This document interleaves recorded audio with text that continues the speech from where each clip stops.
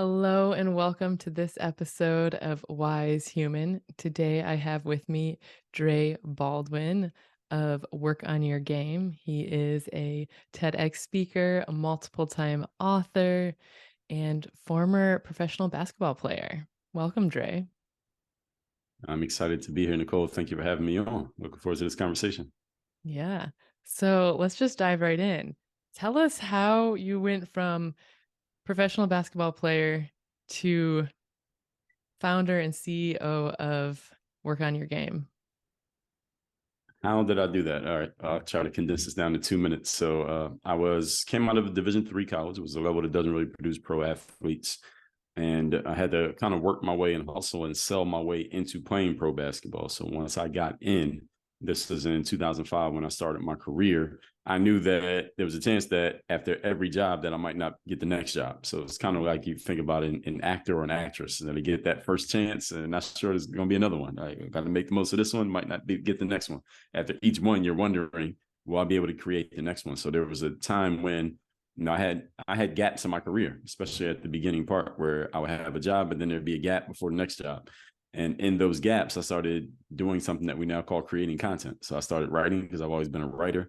And then I started putting videos on this brand new website called YouTube. And this is, again, 2005 when YouTube first came out. And all my material is basketball related. And most of my audience are basketball players.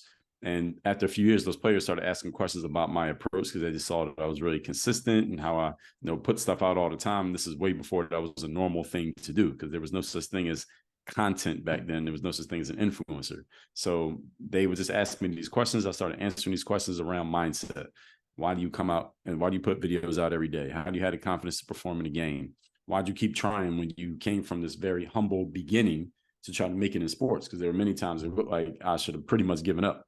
And logically, it was just correct. I should have given up many times.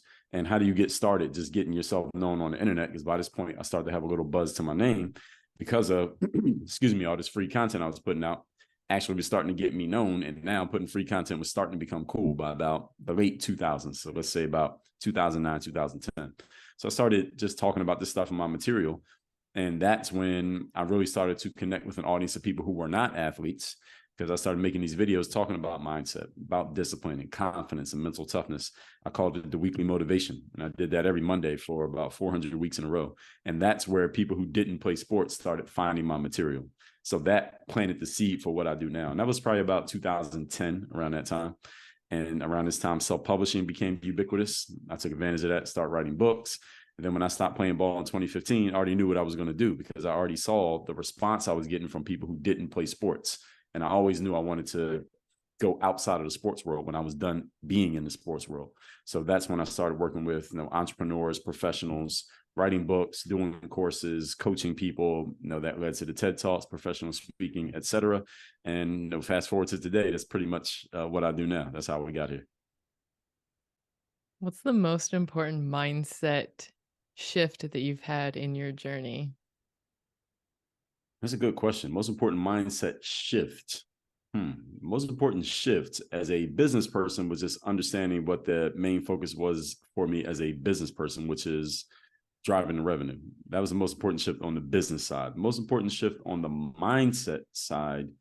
That's a really good question. I don't think anybody's ever asked me that question, Nicole. I think it is to understand that mindset is the foundation of everything that we do, whether you're doing it successfully, whether you're doing it unsuccessfully, or you're mired somewhere in the middle. Mindset's the foundation of it all. And it's something that I don't know where I got that shift from, but it's something that I tell my audiences all the time. So I take ownership of it now. Did you grow up with a mindset like that, or was it something you found along the way? Oh, I absolutely found it along the way. I did not grow up with a mindset like this. So as a youth, my parents set a good example. They did a good job. They were not entrepreneurs and they were not athletes, but they did a good job of, they were present, both parents, and they went to work every day. They were lower middle class parents who just went to work every day to take care of their families and pay their bills. So they set the example of just showing up and doing the work, which is one of the main tenets of the work on your game philosophy that I got from seeing them do that. I just applied it to different things. So that's something that I absolutely developed. And then as I started creating content, the thing about content creation, at least for me, Nicole, is the more that I talk, the more stuff comes to me. So more ideas come to me, the more I put out. When I put out the last idea, I get 3 new ideas. So the more I talk about that kind of stuff, the more these things kind of just come to me over time. So that's how it developed. Yeah, I can relate to that. I'm Mhm. very good at just speaking. Like I'll just speak into my phone to myself to get ideas. Right. What made you make that leap and first start posting on YouTube? Like seemingly nobody really knew what YouTube was at this point. So Mhm. what made you think, "Hey, I'm going to do this?"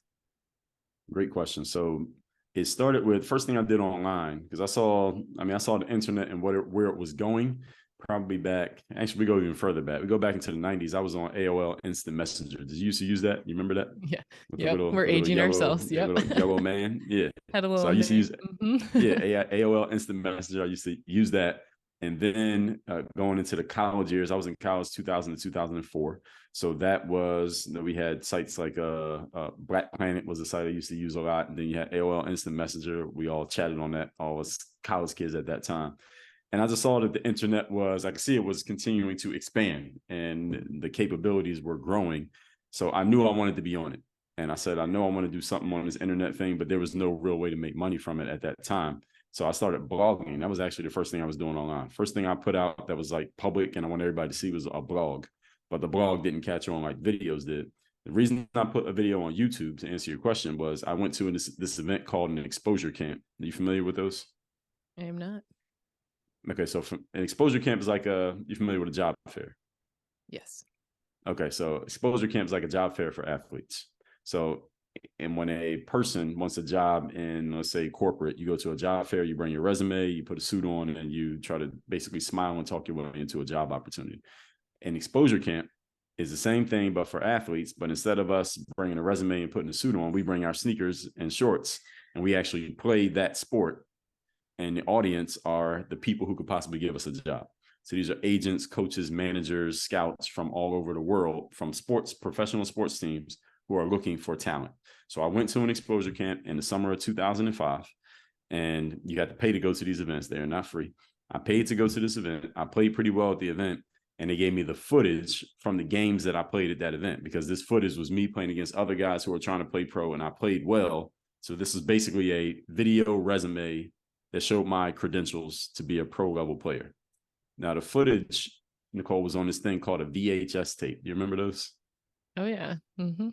Okay, so on this VHS tape, because there are no links back then. I took that VHS tape and I knew that, you drop the tape, you get it, leave it in the sun, you get it wet, the footage is destroyed. So I took it to an audiovisual store. They put it on a data CD.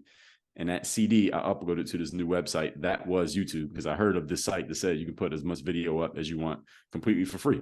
So that's why I put the video on YouTube, but I wasn't putting it up trying to make a name for myself. I put it up simply because I just didn't want that footage to get lost.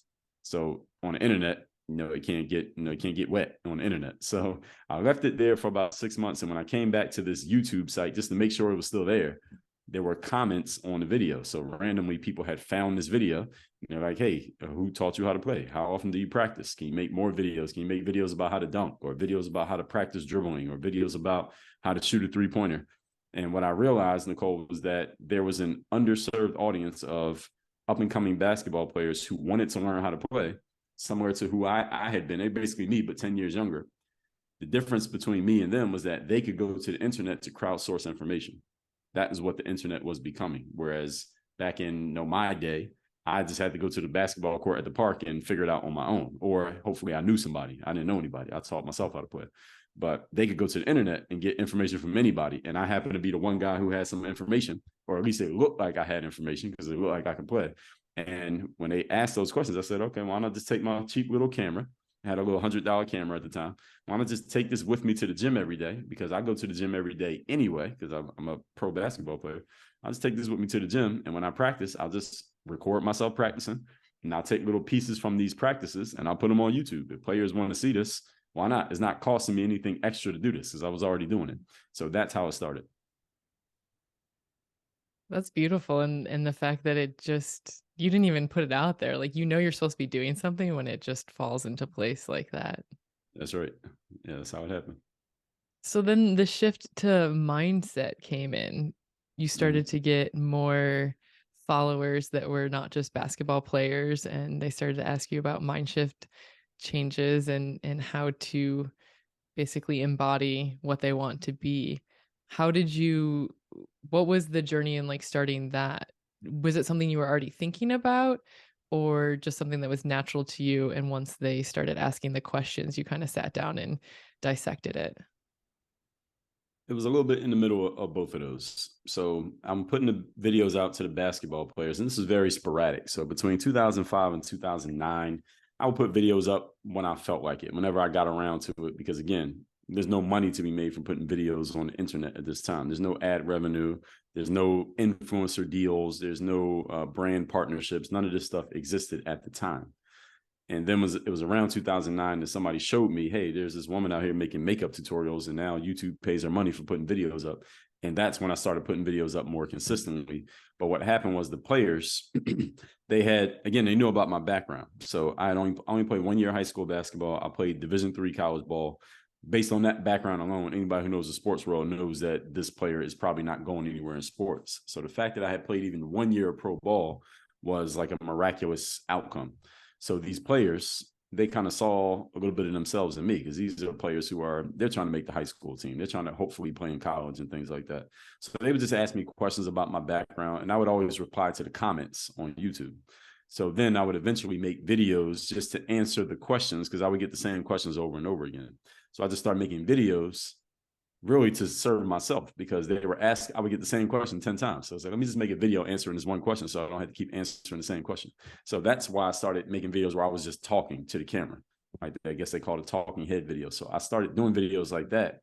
And when the players heard me speak, they said, man, I just like the way you explain things. I like the way you break things down. I like your philosophy, because my philosophy is all about self-accountability, taking ownership, not blaming anybody else. Because in the sports world, you get a lot of young athletes. They want to blame the coach because they're not playing, blame their parents because the parents won't let them practice on the weekends, or whatever the situation is. I said, you got to take ownership of your situation. And I would tell them that, look, when I didn't make my high school team, I didn't say the coach was a hater. I would say, I just need to get better at basketball. I didn't make the team because I can't play. I got to get better. All right. The reason that I didn't have a job at the time playing pro was because I didn't do a good enough job of selling myself to get the next job opportunity. I can't be mad at the team for not signing me. I got to be mad at myself for not making it an easy decision. So it was all about self-accountability. And a lot of the players who were following me really took to that message. Like, man, I'm glad you said that, because nobody talks to me like that. Everybody's trying to give me excuses, and I'm giving myself excuses, and clearly it's not helping me, Dre. So you saying it this way puts me in a more self-ownership state of mind, self-evaluation state of mind. So that's really what started to draw their attention. And then these videos I was doing, I called it the weekly motivation. I mentioned this earlier. And this was not about sports. It was directed towards the athletes, but it would just be a little 3 to 5 minute selfie video, just talking about a mindset concept.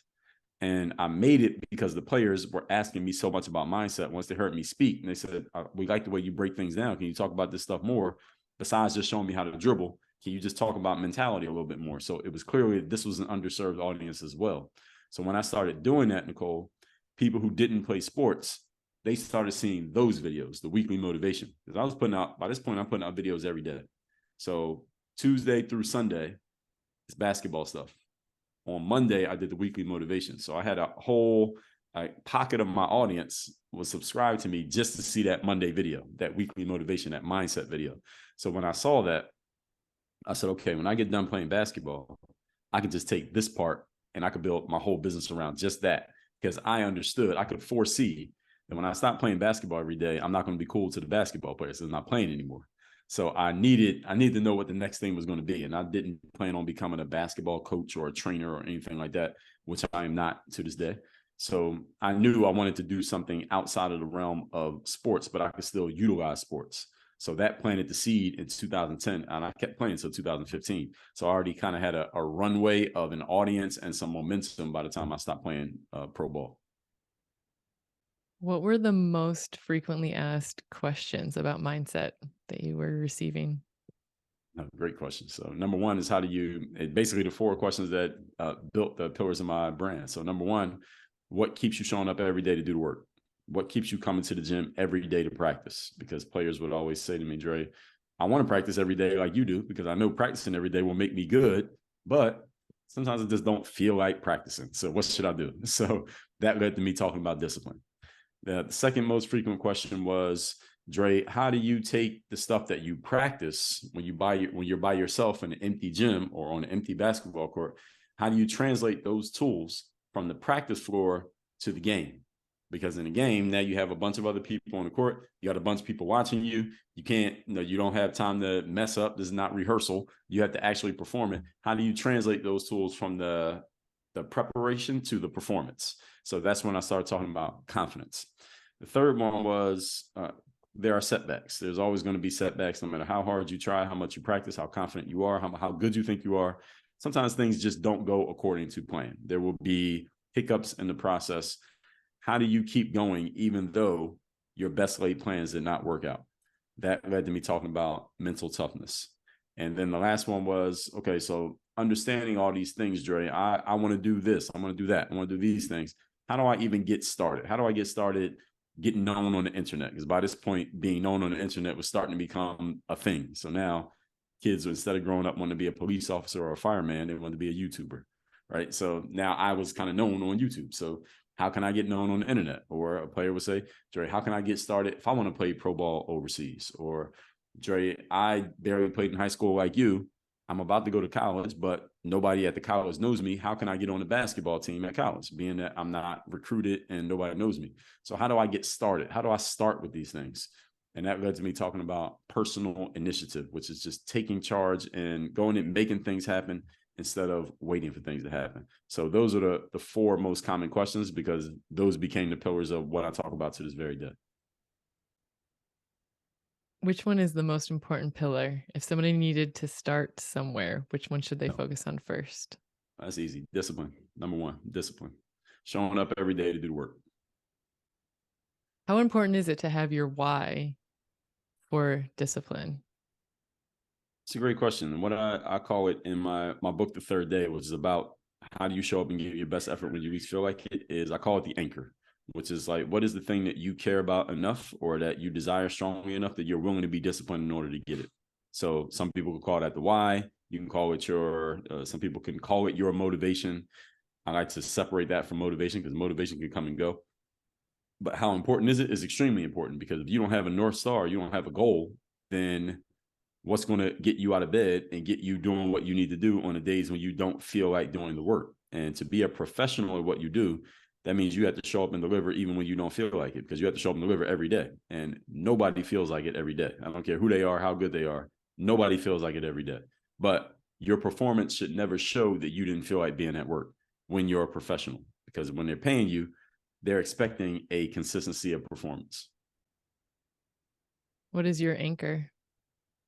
That's a great question. And for me, and here at Work on Your Game, biggest thing is giving people the game and understanding what the game is about. And the game means understanding what are the parameters and the rules and the standards and the outcomes necessary for you to succeed in whatever area you happen to be in. Whether you're a podcaster, an athlete, entrepreneur, a lawyer, a teacher, a student, a doctor, what is the game that you're in?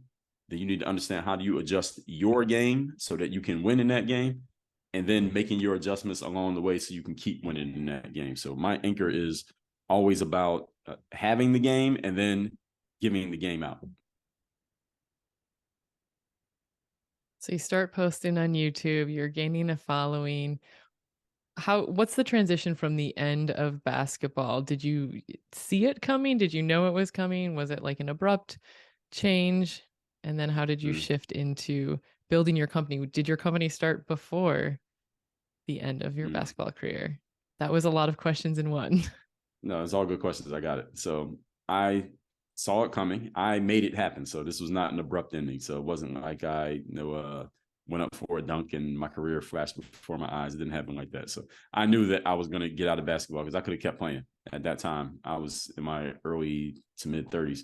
I could have continued playing if I wanted to, but I just saw opportunities to move on in business that looked like they would produce more fruit than me continuing to try to do what I was doing in basketball. So I was just weighing the two.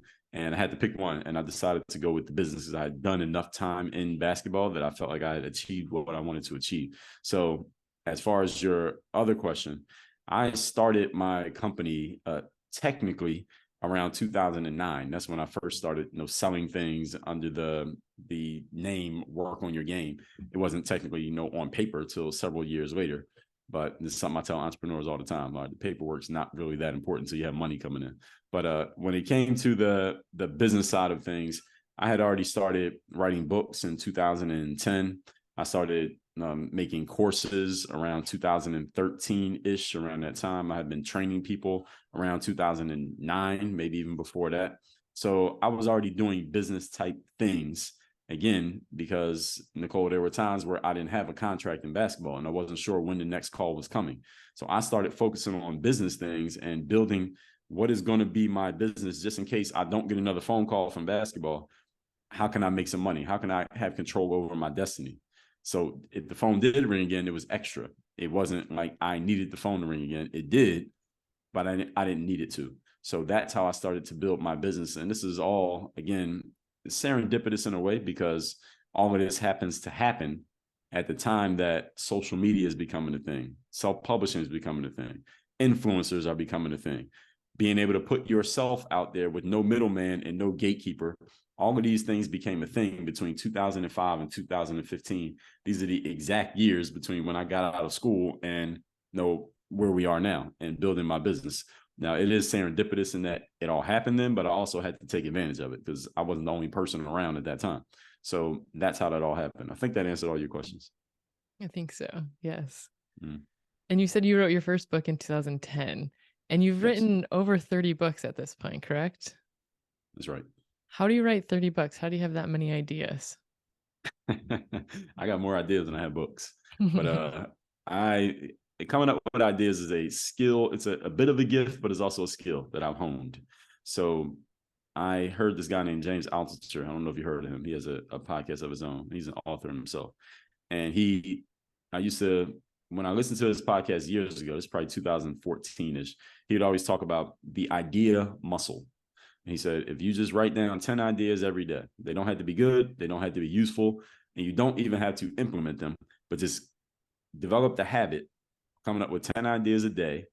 And then when you actually need an idea for real, it'll be easier for you to come up with ideas because you've exercised the muscle of cultivating ideas, even if the ideas you usually come up with suck.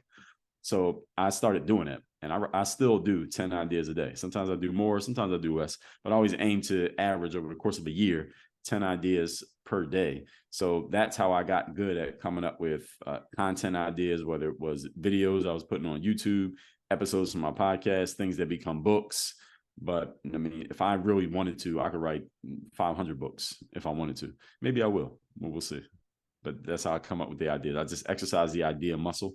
And whenever I have enough meat on the bone, so to speak, for any one idea, then I may go make a book or a course or some kind of product around that idea. How do you know that you have enough around a certain idea to move forward with it? Good question. I'll write it down. I just get in Google Docs. I put the idea there as the title of the document, and then I'll just start listing out how many different headers, so to speak, I have for that particular topic. And if I have enough that I could flesh each one, let's say I have 10 headers, so to speak, and I can flesh out each one of these 10, and each one of those 10 could be 10 pages a piece. There's 100 pages. That's a book right there. That's simple. Is there, I mean, there has to be some crossover, right, in your books because Oh, everything yeah. that you talk about, you have a very specific mission. But Yes. how do you know when it's like different enough? I'm very fascinated by this. I can't Yeah, imagine there's writing a one book. I will one day, but well, it's self-publishing is out, so it's very easy to write a book. So there's a ton of crossover. So these 4 principles that you heard me talk about, guaranteed I'm going to be talking about at least one of them in every single book that I have. I got 33 books. Every book you're going to hear something about discipline, confidence, mental toughness, personal initiative, at least one of these principles in every single book that I write. So yes, there is crossover, and that's okay. So in my book, Work on Your Game, which you can see right here above my head, there's a chapter called The Third Day. And then I have a book called The Third Day. So, and in the Mirror of Motivation, this black book here, there's a chapter called The Third Day. And in the Mirror Motivation, I talk about confidence, and I have a book called The Super You, which is all about confidence. So these topics absolutely cross over, but that's okay. That's okay. The thing is, that you want to remember when you're creating content, and you could even call a book content, even though it's a product because you're charging for it, is that the people who are consuming it don't know nearly as much about your material as you do. So what we do as content creators, we tend to get self-conscious. Like I might talk about a topic on my podcast, for example, or in a video, and I'm like, man, I did mention that topic like 30 videos ago. People might get annoyed because they're like, Dre, you already said that 30 videos ago. But what you need to understand is 99% of people who see that new video either didn't even see or don't even remember that video that you did 30 videos ago. So it's still brand new to them, even though it's not brand new to you. So that's a mindset shift that we have to have as the practitioners, that most of the things that we've said, most of the people never heard it in the first place, or they forgot about it, or they liked it and they want to hear you say it again. So it's nothing wrong with crossing over with your topics and repeating yourself. Yeah, sometimes we need that reminder. And that's It's right. easy to forget things. Mm-hmm. So how did you start monetizing? You've built this following, you've created your Mm-hmm. business, you're selling books, courses. What was the first thing you did to monetize? First thing I ever did to monetize was I was selling products on eBay. So that was way back. That was like in college. But then the first thing I did of my own stuff was basketball training programs. I had read this book called The 4 Hour Work Week by Tim Ferriss. You familiar with that book? Okay. Mhm. So I read 4 Hour Work Week, and I was reading Tim's blog at the time. I think this was on his website that he put this, but he was talking about, like, let's say you have a product idea and you want to try it out on the internet. And this is 2007, 2008. So this is way before this was a normal thing. And a lot of people didn't know how to make money on the internet, and the applications didn't make it easy. You had to kind of piece it together. So he said, this is what you do. You figure out what your keyword is, whatever the topic of your product is. And actually, let me back up. First, you go to this website called Weebly, which still exists to this day. You get a free hosting platform. So you get a free one-page website. And on this website, you put whatever your product's going to be, get a little picture of what it is, put the title of what the product is, briefly explain what the product is and what it does, and then put a little button that says buy now for, and then put whatever it's going to cost. And then have that button there.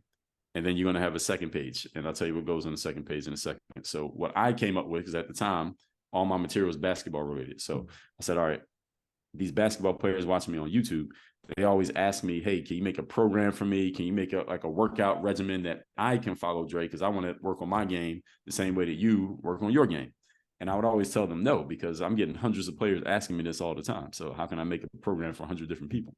So when I saw Tim's article, I said, okay, this is what I can do. I can monetize the fact that these people want my help. So what I did was I went and made the sales page for a basketball training program. I made two programs. One, simple to advanced ball handling, which is basically dribbling the basketball. Then another one was shooting the basketball, program for dribbling and a program for shooting. Now, I did not create the products. All I did was make the page and say, here's a dribbling program. It's going to teach you over 7 days how to practice dribbling. Shooting program is going to do the same thing for shooting. Buy for $4.99. That was the price point. Dribbling, shooting, $4.99, $4.99. Now, what Tim said was, on that second page, what you're going to do when somebody clicks that button that says buy for $4.99, you're going to have a note that says, hey, this product is under construction, but as soon as it's ready, we will email you and let you know so you can buy it. So if you want us to let you know, just put your email address in this box and we'll tell you as soon as it's ready. And then he said, go to Google AdWords. This is where you buy advertising on Google. And you buy $5, just $5 worth of advertising for your particular keyword. So I picked like basketball training or basketball dribbling, something like that. And I paid $5 to run ads for basketball training. So if anybody Googled basketball training, they would see my ad and they would come to my website. They would see my $4.99 program. They could click the button and they would put in their email address if they were interested. And Tim's instruction was, if you get people who have never heard of you, but they clicked on your ad to click on that button and put in their email address, that means you have a viable product. Go create the product, then email those people back and sell it to them. I did exactly what he said. Because he said you shouldn't tell the people who already know you, because they might just be doing it to be nice. So you got to get people who don't know you. So they're more impartial. And I did exactly what he said. And people were clicking on that page and they put their email addresses in. I got about just a few people did it, but they didn't know me. I went and made the programs in one day. And not only did I email back the people who had put in their email addresses, the people I didn't know, I also went to YouTube. I made a video and said, hey, everybody, I got this new product. I called it Hoop Handbook. And you can get it at hoophandbook.com. I still had this website to this very day. Prices are a little bit higher now. And I told them, you can go get these programs, teach you how to dribble, teach you how to shoot. And those products started selling from day one. And that's how I started monetizing. And then from there on, I never ran an ad campaign for those programs. All I did was put videos on YouTube. And I would just tell people, hey, here's how to do this move. If you want to learn more about how to do moves like this, go to this website and get the program for it. And I ended up I probably made 200 different programs all around basketball based on this same formula. And I did that from 2009 all the way up through, I mean, I still sell those programs to this day, but I don't really advertise for them. I stopped putting basketball content online around 2015. So for that 6-year period, that's all I did to get started monetizing. That's how I started. Shifting away from basketball, what did that look like, getting more into business? Well, the first thing was I started writing books. So I started writing books in 2010. The first book was just me telling a little story, just my background in sports. It's the only of all my books that's just a story is my first book. All the rest of them are not stories. They're more self-help and business related and leadership, personal development. And then the next books were all about mindset. And I wrote some guidebooks about like the professional world of basketball and things like that. And then I knew I wanted to get into professional speaking. So this is around 2014. Excuse me. I knew I wanted to get into professional speaking. I just didn't know how to do it. And then I went to Toastmasters, and at Toastmasters, I met somebody who knew somebody who knew somebody and said, hey, this person's a professional speaker. They actually are full-time professional speaker. You should meet them, Dre. So I met this person. They happen to be in South Florida like I am. And they basically took me under their wing. They mentored me and showed me the ropes. They showed me the game of here's what professional speaking is like. Here's how it works. Here's why you have an opportunity because you're an athlete. You already have an audience on the internet. That's useful. And because you've already been doing stuff, also in the speaking world, they like athletes because athletes had to deal with, same things a lot of corporate people want when it comes to speakers: leadership, motivation, discipline, teamwork, success, personal drive, growth. All of these things that you need as an athlete, you need them in the business world, and they love speakers who can talk about those things. So that's how I got started. So that was 2014, 15. That was my first year out of basketball, and that's where I was starting at, was in the professional speaking space. And was that mostly at corporate offices? Oh no, I'm not corporate. Not corporate at all. No, Okay. I'm far from corporate. So the concept that my mentor explained to me was professional organizations like these topics, and she was explaining to me that corporations like these kind of topics, but I'm not corporate, and plus I've said too many things on the internet to ever be corporate. So the whole thing is that the framework of it was where it started. So what I was doing was I would speak at association based conferences. So XYZ association, where let's say, let me see if I can give you an example. Somebody puts together a marketing conference, and anybody who's in a marketing space can come to that conference. Whereas a corporate event might be everybody who works for this one corporation. So is a little bit different, but they do the same thing. So I would speak more on the association level because they're a lot less stiff, for lack of a better term. And those are the kind of events that I did for multiple years. Probably up to the COVID years is really when I stopped really focusing on doing professional speaking gigs. But at the same time, I've been writing books. I've been selling my books. I started to learn how to use sales funnels so I could sell to my own in-house audience instead of just sending people to Amazon, so I can keep more of the revenue. And then I was also creating courses. I learned how to do that. I already knew kind of how to do it because I was already making so many videos, and I could create courses just based off the videos I was already making. Then people would ask me if I could coach them. So I was doing that as well. And at this time, I'm still creating a lot of content. So there's also the ad revenue and things like that. And that's what I did probably from 2015 up to about 2018, 19-ish. It was just speaking, courses, books, programs, bundles, coaching. It's pretty much what I was doing. Can you share some of the struggles you've had along the way and how you Oh yeah. overcame them? So the first year, when I was trying to get into the speaking world, I was making a lot of cold calls. So I have no problem making cold calls. So I have dabbled in network marketing. I don't have a problem having face-to-face conversations with people, belly to belly, nose to nose sales. And that first year, it was just a whole lot of calls, but not a lot of conversions. So I would get people who would say yes, but it would be like, we can't pay you as a free speaking gig, but I would take them because I knew I needed to build up a resume. So I was basically looking at doing the same thing in the business world that I had done in the basketball world. I'll do a whole bunch of stuff for free, build up my value. Every opportunity, I'll prove how good I am, and then they'll call me back and they'll pay me. And that did start happening, but you had to make a lot of calls. You had to send a lot of emails, get a lot of voicemails, a lot of people not calling you back, just filling up that CRM. So I did that for that first year or two. I got into doing TED Talks and things like that. But at the same time, one of the biggest struggles was just trying to figure out how do you crack the code to where you're getting more yeses than you're getting no responses and no's, and how do you actually start getting incoming calls for the speaking world. And I never got a ton of incoming calls in the speaking business, and most of the business that I generated, whether in the sports world or in the business world, was me making the call. I reached out to them. So some people get to that point where they're calling you. I never really got to that point, but it was just making all the calls myself. And there were times where you would make 100 calls and not get a response, not in one day, but over the course of however long it took you to make 100 calls, you didn't get that response, but you just had to keep grinding, keep hustling. But at the same time, Nicole, going through that is what planted the seed in me to really start focusing on building my own in-house audience to where I had a lot more control. Can you share about your in-house audience?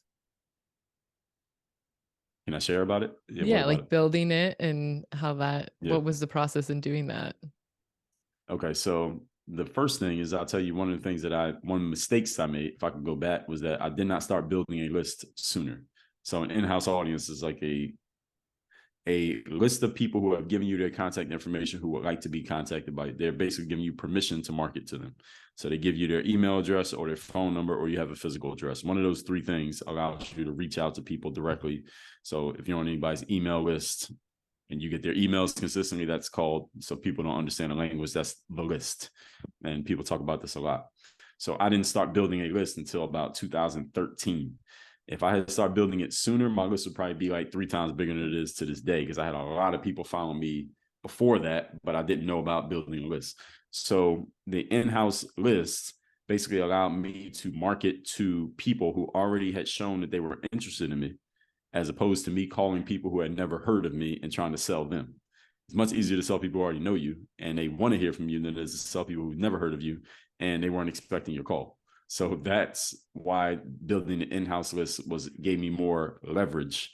And I could sell my books to them. I could sell my courses to them, whatever programs I had. If I was going to have an event, I could bundle stuff together. I could sell coaching. I could do all of that in-house. And I didn't have to go and basically knock on doors of people who didn't know me, which was a lot lower return on investment. Not that you can't make it work, but it's a lot lower return on investment because nobody knew me. So this is where, again, utilizing social media and being a content creator and I guess what we now call an influencer, the fact that I had jumped on that wagon early, that played a big part in me being able to build a list without having to go out to the cold audience route. So you said you kind of quit speaking around COVID time. What is your Yeah. main focus currently? Main focus is Work on Your Game University. That's where we have all of our coaching programs, all of our high ticket programs, all of our courses. I put everything under the umbrella of Work on Your Game University. So I used to sell a lot of things a la carte. So I probably have in the university, there's probably 40 different courses in there. But the only way you get, and we used to sell each one of those courses one by one. Like you could buy any one course if you wanted to, but now we put them all under one umbrella of the university. So you had to become a member of the university, get access to everything. So the main focus has been that. And one of the things I told myself this year is I'm not creating anything new. So I'm not writing any new books. I'm not making any new courses. I'm only focusing on the marketing of getting people into the university. And that's so far this year. We're almost 6 months in. That's all I've been doing. How's the marketing going? Is that something you do in-house or do you Yeah. outsource? No, marketing is my job. So you're an entrepreneur, marketing is your job. So that is my number one job, is the marketing of what happens here. So I would outsource in terms of, like, let's say there's some people who have a program that they can help me market and help me get higher ticket clients and things like that. Sure, I would take a look at it and maybe even invest and engage with them, but I will never abdicate the marketing job, because the marketing is how the money comes into a business. So if you yourself as an entrepreneur cannot bring the money in and somebody else is responsible for it, what happens if they go away? You don't have a business. So I always stress to entrepreneurs, yes, you can get help with marketing, but you better know what's going on, because if you can't bring the money in, you don't own the business. Somebody else owns you. What's your most popular course? Bulletproof Mindset 2.0. And what's, like, if you could sum that up in a few Yeah. sentences, what is that? Yeah. So the good thing about that title is I think people can you kind of get what it is. So Bulletproof Mindset is all about you having the strongest possible mentality. Is all around discipline, confidence, and mental toughness, and not only having it, but ingraining it and making it who you are instead of something that you do. Biggest challenge people have with mindset is that they look at it as something that they do. Okay, let me do this, and these affirmations and read this book and take this course and watch these YouTube videos, and then I'll have a good mindset. And it will last for a short period of time, but then it goes away. It's kind of like the sugar rush you get from eating a candy bar. With Bulletproof Mindset, what we do is help make that bulletproof mindset part of your normal being. So it's something that you wake up with and go to sleep with, and you don't have to remember to do. It becomes part of your normal self, and it changes your life from the ground up. Because over here, we believe that mindset is the foundation of everything we do, successfully and unsuccessfully. It starts with mindset. So Bulletproof Mindset is the number one place everybody starts when they come into the university. How do you develop a bulletproof mindset? Well, you got to take the course. But how you develop the bulletproof mindset is really just understanding that be, do, and have process. That in life, a lot of people like to focus on. A lot of people understand the concept of goal setting. All right, these are the things I want to achieve in life. I want to get this many downloads to my show. I want to have this many subscribers or followers on the internet. I want to make this much money. I want to have this car, this house, this family. Those are the goals. Then most people who have control of their mental capacities understand you can't get something for nothing. So the next question is, okay, what I got to do to make that happen? So they go start doing stuff. These are the hard workers. These are the people who are striving and stressing and struggling and working hard every single day. The challenge is some people spend their entire lives in this doing phase. Okay, I'm going to do all this stuff. Did it get me my goal? Not yet. Okay, let me do some more. Did it get me my goal? Not yet. Okay, let me do something different. Did that get the goal? No, let me do something different and work harder. So they spend their whole lives in this cycle of, let me see, do I have what I want? Let me go do some more. Do I have it? Go do some more. They spend their whole lives going back and forth between these two places. The challenge is many people never ask themselves the key question, which is, who do I need to be? And being comes before doing, and doing comes before having. So when you answer the question of who you need to be, you can go do the exact same actions you were doing before. You're going to get a completely different set of results. And anyone who's listening to this can think about this in their own lives. Think about a time when you were doing stuff and you felt like you were doing all the right things. You had the formula, you had the recipe, you were doing everything you were told to do, yet it still wasn't producing the right results, Nicole. But then for some reason, your energy changed. Maybe you got some good advice from somebody. Maybe you got frustrated and fed up, and that anger got you focused. Maybe you start to feel happy because for some reason you felt more positive and optimistic about the outcome. For some reason, your energy changed. Your information didn't change. Your knowledge didn't change. Your energy changed. Then you went and did the same thing you were doing before that wasn't working, and now it worked. What changed? The only thing that changed was your being. When your being changes, you can do the same stuff that you were doing before, and all of a sudden you get a different result. It's when you approach things with a different energy, with a different posture, people respond differently. The world responds differently. The universe responds differently. You respond differently to yourself when your energy changes. Right? We approach things differently when we have a full level of confidence and when we're completely focused than when we are unsure and scrambled and going in all directions. Would you agree? So this is where things change. So the foundation of bulletproof mindset is focusing on the being, not on the doing. The challenge that many people have in life, period, regardless of what they're doing, is they focus too much on the doing and not on the being. And when we get the being right, doing takes care of itself. Because I mean, information. Who here doesn't have information? Everybody has access to information. Google has cornered the market and it's free, virtually free. So nobody can say the reason they're not where they want to be because they don't have the information. You know, what you don't have is the right mentality to apply that information. That's what's missing for people. What do you wish you knew when you started this journey? Wow, everything that I've said. What do I wish that I knew when I started this? I wish I had more foundation just on the foundational pieces of how to really build a business. These are things that I teach the people now, but I wish I had known about building a list. I wish I'd understood the principles of marketing. I wish I'd understood the concepts of you don't have to be doing 100 different things to make money in business. You can focus on a few key things and then let the other things take care of themselves. I wish I had known those things up front. So if I was starting over, basically everything that I teach people today, I would teach myself from day one instead of having to learn it along the way. Somebody who's like listening to this and they're like, I want to move into that space. What would be the first thing that you would tell them to do? What space? In like an entrepreneurial space.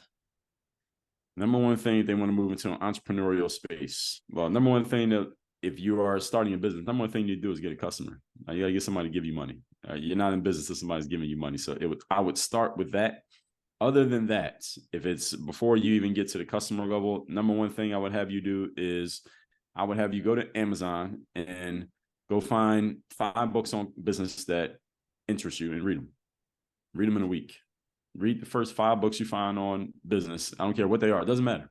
Because if you're getting started, that means you don't know anything.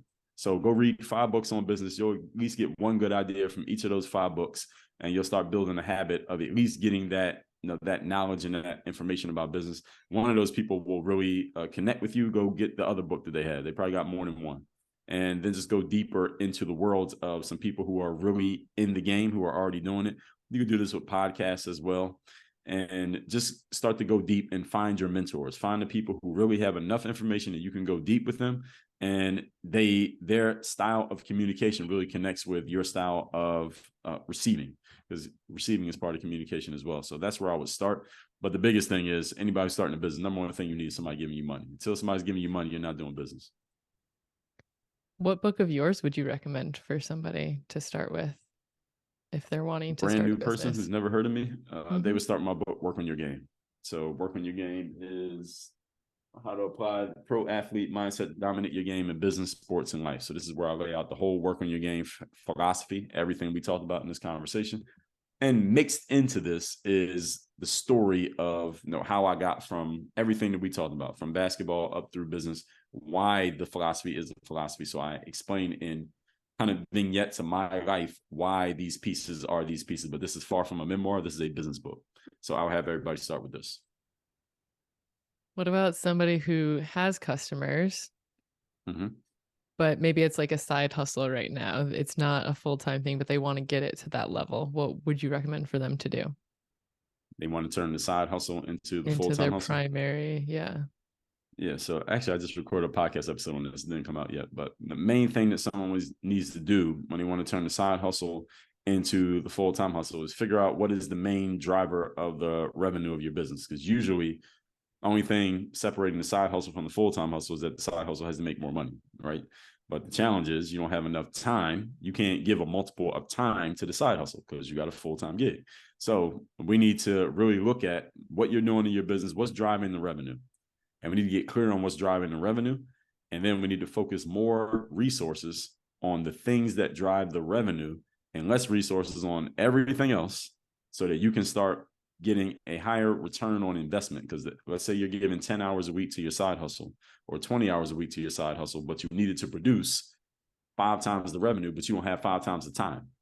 So now we got to do math. We got to figure out what's going to help this produce 5 times the revenue. And that's, first of all, getting clear on what's driving the income. And then we may need to make some adjustments to your offering. What are you offering? How much are you charging for? Who are you selling it to? And once you make those adjustments, then you can start to get a higher return without putting in more time. Because if you're side hustling, you don't have the time. That's the whole point, right? And it's actually a good constraint because constraint equals freedom. When you have constraint, you have to get really serious about what exactly you're doing and how you're using your resources, because you don't have anything to waste. When people have unlimited amounts of time, they tend to waste more time than anybody else. That's Parkinson's law, that a task will expand or contract given the amount of time allotted to it. So if you have less time, usually you make more of it because you have less time and you don't have time to BS about it. A lot of times people waste, full-time entrepreneurs waste a whole lot of time. And I actually had an episode just come out about this. Full-time entrepreneurs waste a whole lot of time simply because they have time to waste. Whereas side hustlers don't waste time because they can't afford it. What would your advice be to somebody who their business is their full-time gig and they're, they're like comfortable, they're in a good spot, but Mm-hmm. they want to go higher? Well, that's two different things. Which one is it? Are they comfortable or they want to go higher? Well, they want to go higher. They want to go higher. Yeah. I'll actually have them do the same thing that the side hustler is doing. What is driving the revenue? Or first of all, let's get clear. What does higher mean? You mean when you hire, you say more money? More Is that what money. we're referring to? Yeah. Okay. Bigger, So what's bigger driving the reach, more revenue? money. More, yeah. Yeah. So number one thing is what's driving the revenue. And once we get clear on what's driving the revenue, usually in my experience working with entrepreneurs, there is plenty of room for them to make more money from what they're already doing rather than doing more work, making more products, or even finding more people to sell to. There's room to make more money without doing any of these things. So that's the number one place we will look. I want to know how you're making your money. Where's that money coming from? And how can we take the same things you're doing and produce more revenue from the things you're already doing? How can we squeeze more juice out of that, the orange that you already have in hand? So what if they're comfortable? What would you say to them? I wouldn't say anything to them because those people don't come to me. Okay. How do you not get stagnant though? Like when you're comfortable? Well, if you're comfortable, then you're comfortable. So if somebody wants to be comfortable and they're good where they are, then that's fine. They usually are not seeking anything. Now, if they are seeking something, but they find themselves getting stagnant and kind of not moving forward, but they don't want to be in that space, it's kind of like they're fighting against themselves. Is that kind of what you mean? Yeah. Well, I guess I feel like when you are comfortable for too long, you get Yeah. stagnant. So then I Yeah. guess with what you're saying, yeah, at that point, then you kind of want more and you just have to take that step. Right. Right. So one of the principles of work on your game, I mean, that's why it's called work on your game, is all about advancing and moving yourself forward and knowing that you want to constantly improve. So when somebody sees that phrase, work on your game, you already understand. I mean, the first word is work, right? So if you're not trying to work and move forward, if you're comfortable where you are, you're probably not even going to listen to somebody who says work on your game, because I'm already telling you to do something. And so if you're comfortable and you're where you are, you're good where you're at, you don't want to do anything. Right? Working is the last thing you want to do. So that's why I said these people usually don't come around. Now, if it's somebody who is, they want to move forward, but they haven't been able to move themselves out of that position. They want to, but they're kind of, again, they're like fighting against themselves. We got to figure out what that is. What's causing that stagnation? What's causing them to not move forward emotionally? Because usually it's an emotional thing, not a logical thing. Because logically, they're like, Dre, I want to get better. I want to make more money. I'm making 80 grand right now. I want to make 250 grand, but I'm not doing anything to get there. All right. So logically they want to do it, but emotionally something is in the way. So what we got to do is find out what emotionally is causing them to not do what they logically say they want to do. Mm. Have you seen a trend in what those things tend to be?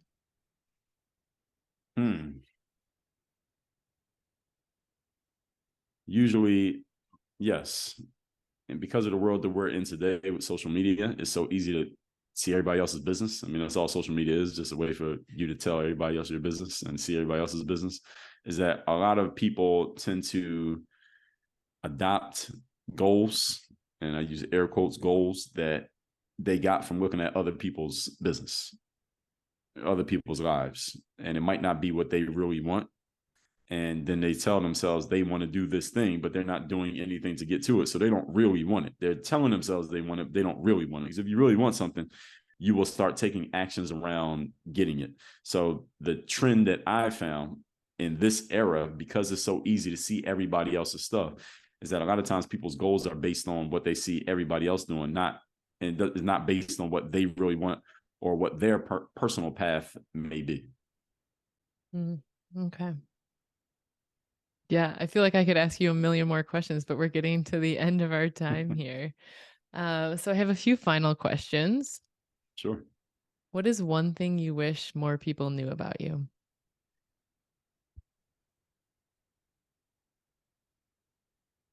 Hmm. That's a tough one. I put so much stuff out there. There's one thing I wish people knew about me. That is a hard one. One thing I wish more people knew about me. Hmm.